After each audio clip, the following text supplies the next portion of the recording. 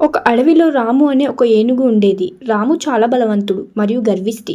తన బలం ముందు మిగిలిన జంతువులు చాలా చిన్నవారని అతను భావించేవాడు. ఒకరోజు రాము అడవిలో తిరుగుతుండగా ఒక చిన్న చీమల గుంపు అతని కాలికి అడ్డు వచ్చింది. ఒరేయ్ చిన్న పురుగుల్లారా, నా దారి నుండి తప్పుకోండి అని రాము గట్టిగా అరిచాడు.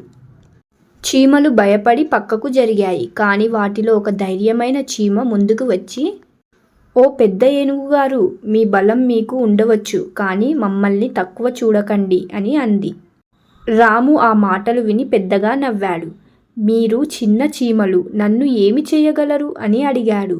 కొన్ని రోజుల తర్వాత రాము ఒక వేటగాడి వలలో చిక్కుకున్నాడు. అతడు ఎంత ప్రయత్నించినా ఆ వల నుండి బయటపడలేకపోయాడు. భయంతో పెద్దగా అరవడం మొదలుపెట్టాడు.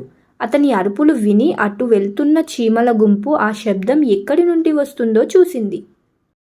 ఏనుగు శబ్దం విని మిగిలిన చీమలు అంతా కలిసి ఏనుగు దగ్గరికి వెళ్ళాయి. మిత్రమా, భయపడకు, మేము నీకు సహాయం చేస్తాము అని చీమలు అన్నాయి.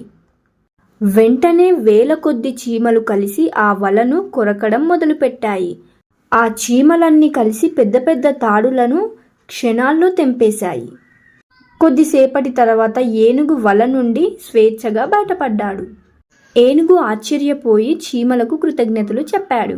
నన్ను క్షమించండి చిన్న మిత్రుల్లారా, మీ బలం మీ సంఖ్యల్లో ఉందని నేను ఇప్పుడే తెలుసుకున్నాను. ఎవరిని తక్కువగా చూడకూడదని నాకు ఒక మంచి పాఠం నేర్పించారు. ఈ కథ ద్వారా నేను మీకు తెలపాలనుకున్న నీతి ఏమిటంటే, ఐక్యమత్యమే మహాబలం. ఎవరిని తక్కువగా చూడకూడదు. చిన్నవారైనా సరే సమయం వచ్చినప్పుడు గొప్ప సహాయం చేయగలరు. ఈ కథ నచ్చితే లైక్ చేయండి, ఎలా ఉందో కామెంట్ చేయండి, మీ ఫ్యామిలీ అండ్ ఫ్రెండ్స్కి షేర్ చేయండి. ఇలాంటి ఇంకెన్నో కథల కోసం మన ఛానల్ని సబ్స్క్రైబ్ చేయండి. ఇంకొక మంచి కథతో మళ్ళీ కలుద్దాం.